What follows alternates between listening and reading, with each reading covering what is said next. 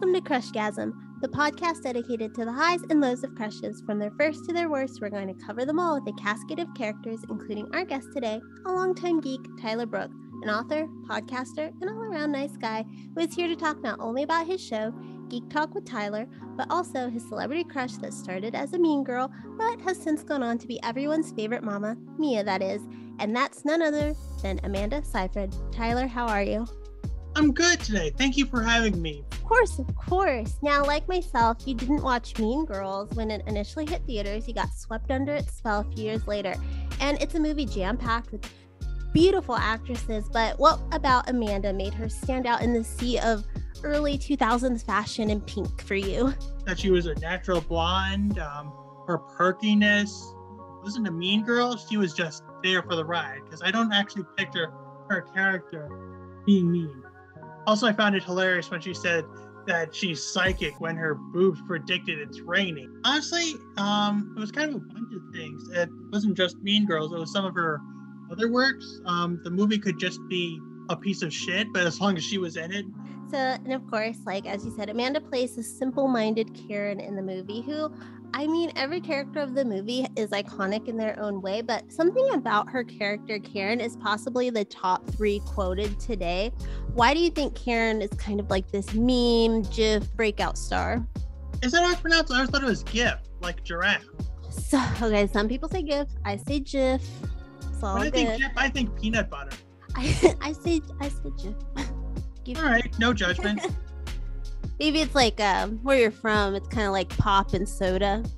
I can see that. And honestly, a lot of the times, the dumbest characters get quoted more times than not. Your Beavis and Buttheads, your Eric Cartmans, hell, even your Starscream has been quoted more times than not. That's very true.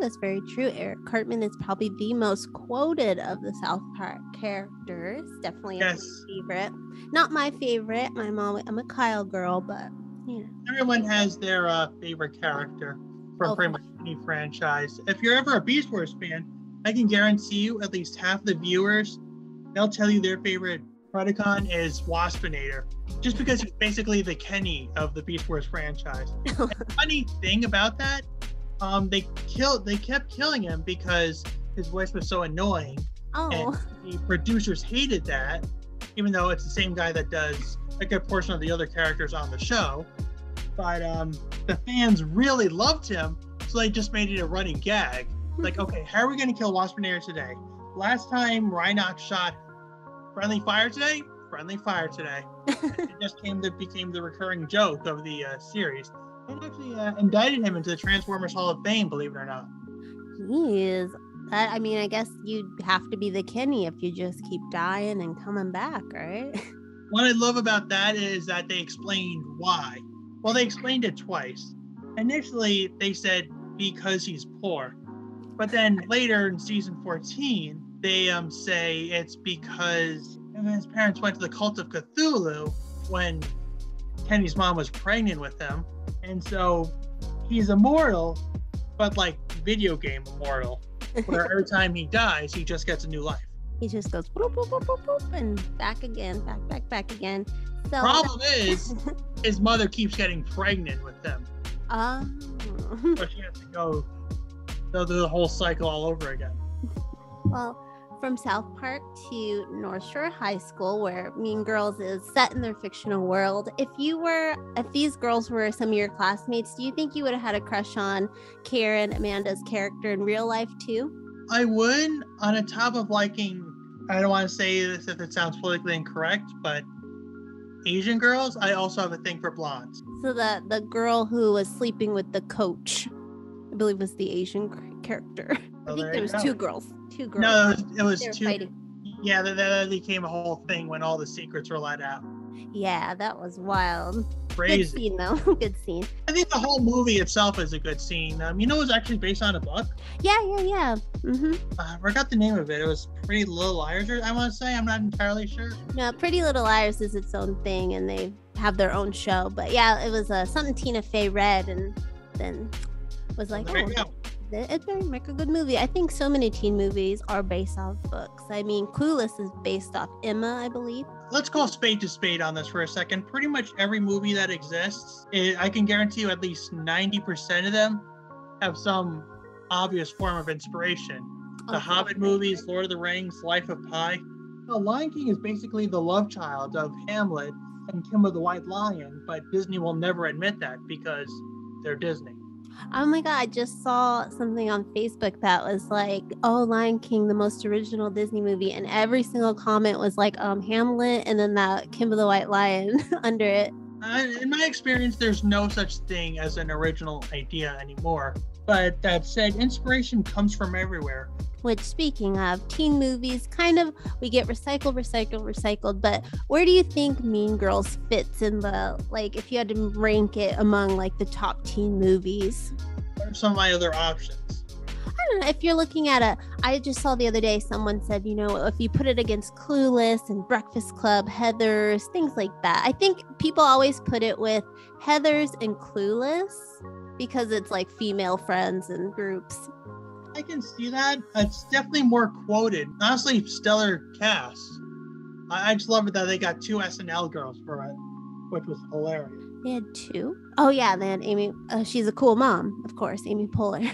Yeah, I love that scene. I always found that one funny because she's wearing her slutty high school clothes.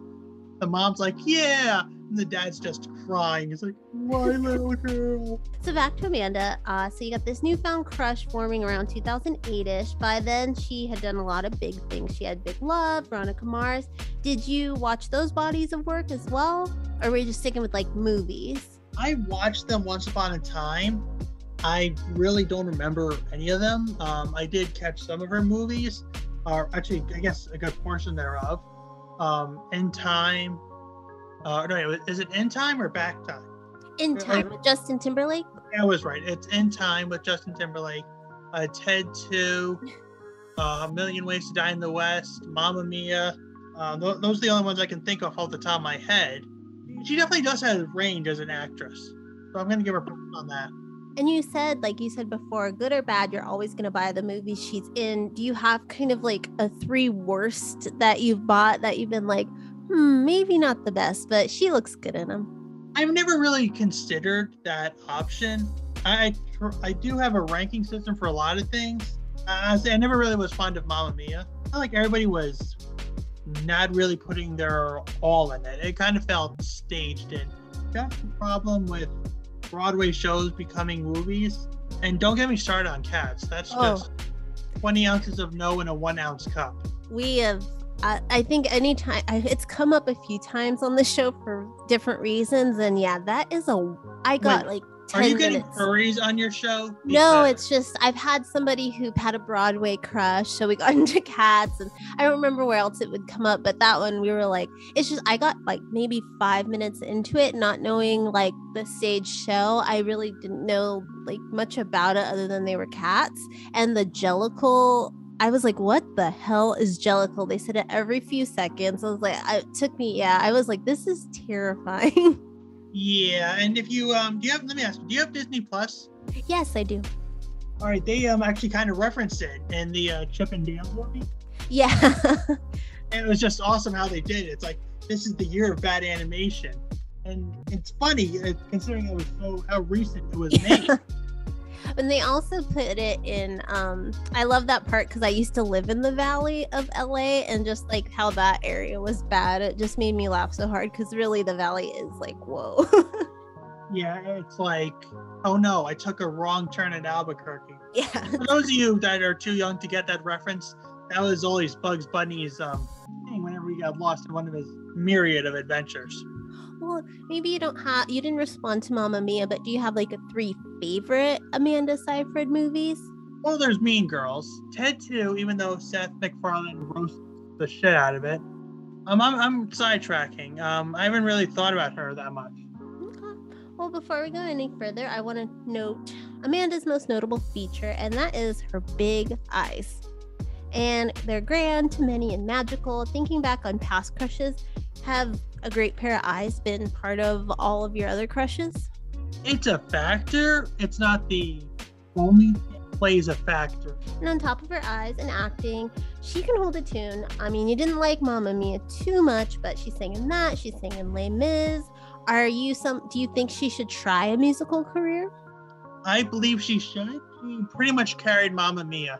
I've never seen it. I'm not like into ABBA or anything. Or you can just watch the clips on YouTube. You'll basically get the same gist. If you see Mamma Mia on Broadway, then you don't need to see the movie. And now you do a show all about geeks and geek culture. Has Amanda ever been in something that you'd consider part of the geek realm? Well, at TED 2, they do appear at Comic-Con, and I like that they have characters like her in it, because you got people like Ted and his buddy, they're geeks, but then you get Amanda, who's basically the everyday person.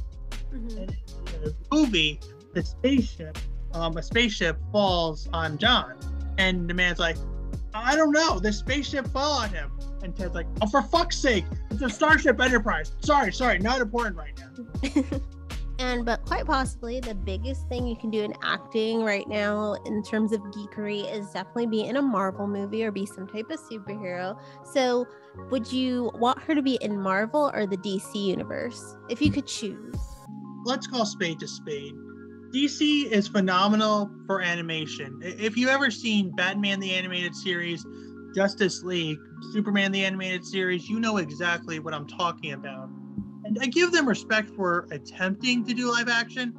It just doesn't work as well because they make all the characters brooding like Batman. True. Marvel is definitely more fun with their heroes. Honestly, favorite Marvel movie is Guardians of the Galaxy because it feels like a buddy flick, and that's what all it really is. Granted, they team up to defeat Ronan, the Accuser, but it still feels like a buddy movie at the end of the day. And what character in a Marvel movie that maybe they haven't done yet would you want her to play in your dream scenario? Honestly, maybe Spider-Gwen. That'd be an interesting scenario. I had somebody on the show talk about Wonder Woman as their comic book crush, but they also wanted a Spider-Gwen in the world, and I think we were saying maybe the girl who voiced Gwen Stacy, but I was like, maybe the girl who's in the new Ghostbusters. I think she's gonna grow up to be a really good actor. She's already a good actor. Oh, why do you gotta bring Ghostbusters into it? I love that little girl so good though. Wait, I like her. Talk about original 80s or the remake? The one they just had with like the family in the house. Oh. Like that had like a spoiler, it had like the ghost version of the OG guy. Not the original, not the girl one. I did like the girl one, but yeah. To be honest, I never really saw it. I just saw the clips. I figured if the clips aren't captivating enough for me, then I doubt the movie is. But then I did remember seeing Space Jam 2. Like, you know what? That's not fair. I'm shitting on a movie before I even see it. I saw it, the new one with LeBron James. It's just god awful. Like, the only reason it exists is for Warner Brothers to highlight everything they own. It was so bad. Comics. We own Iron Giant. We own the Animaniacs. We own the Hanna-Barbera gang. But the one saving grace I will say for that movie is when Sylvester gets Michael Jordan, but it's Michael B. Jordan. I was hoping somebody would do that at some point, and I'm glad they did. It was so bad. And I didn't understand the villain's, I guess, like what he was going for. Like at first he wanted LeBron to be with him, but then he just wanted everybody in the game. Like it didn't really make sense. Like in the first one, Danny DeVito, you knew what he wanted. He wanted Michael Jordan for Monstar Land or whatever. But this one I was like, what is our purpose here? Why are we being a bad guy? I hated it. Absolutely. It honestly doesn't need to exist. I think, honestly, a lot of the reboots happen from popular things. Ghostbusters, Top Gun, trying to think of another. Which I've heard everybody loves that, but I've never seen the original, so. If you're an Archer fan, you'd appreciate it because something Danger Zone.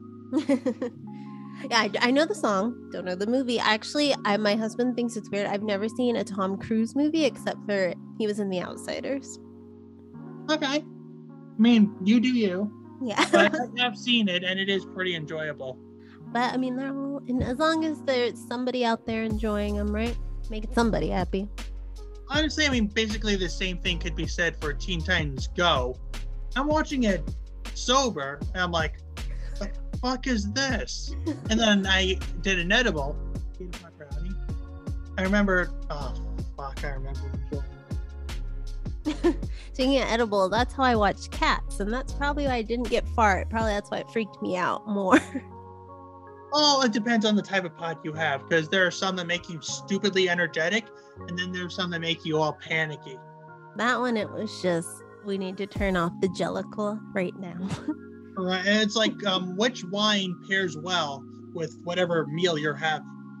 That should be like a thing, like which edible pairs well with what movie. Yeah, make it sophisticated, even though they're going to be stoned the entire time. Yeah, it's all the same. So we've reached a part of the interview where you're going to go into your imagination. Say you married Amanda Seyfried. Okay. And you're the father of her 2 kids, or perhaps maybe you don't have any kids. This is your fantasy. What is your life like? I think wherever we're just going to be happy with each other. That's more important than anything else. For sure. So now it's time to talk more about what you have going on. So you kicked off Geek Talk with Tyler last summer. What brought about the idea, and did you have any sort of podcasting history before you started, or did you just jump all in? Okay, so I used to work at Wegmans. It's a grocery store in the Northeast for several years. And I had these managers that kept saying, teamwork makes the dream work. Teamwork makes the dream work. I honestly just got tired of them proposing teamwork while at the same time they allow people to call out for stupid reasons. I have a headache. I can't come in even though there's an 1/8 inch of snow. And all these stupid reasons. And I was pretty much asked to pick up the slack, and I got tired of it, shot my mouth off to the wrong person, got fired. I figured, hey, as long as I'm here collecting unemployment, then I do something productive and start the podcast. Being that you are approaching a year of the show, was there something you learned, throughout the process that you wish you knew when you started? Honestly, no. Because, and here's why. I feel like life happens for a reason. So I'm glad everything happened the way it did. And so people hear Geek Podcasts and they may think, it's just going to be all about Marvel movies and whatnot. But you dive into some really interesting topics like toxicity in the geek community and stereotypes as well. Have you ever gone into one of those types of episodes and come out with some knowledge of something you maybe didn't know or realize was going on in the geek community? Well, I do have an upcoming episode that I recorded with Marlene Sharp. She tells me why reboots happen, and a lot of the times it's for a financial reason. And what do you think is the most common yet wrong stereotype about a geek? When you picture a geek, you probably picture a fat, hairy basement dweller that lives with their parents. Like Carmen in the like World of Warcraft. Was it that episode? Basically, yeah. But not all geeks are like that. And is there a topic concerning geeks that you want to do but aren't quite sure how to approach it yet? If I haven't come across it yet. Not yet. Well, again, Geek Talk with Tyler is approaching its 1st year anniversary. Any big plans for that 1-year show? Yeah, check out Phase 4, everybody. I talk about aliens, dragons, and I do a controversy episode of Marvel. Stay tuned. Marvel versus who? DC Comics. Oh, big fight there. So now we're gonna do a quick geek speed round. All right. Favorite Marvel hero? Thor. Least favorite DC villain? I love Joker. I do, but I feel like he gets so overused.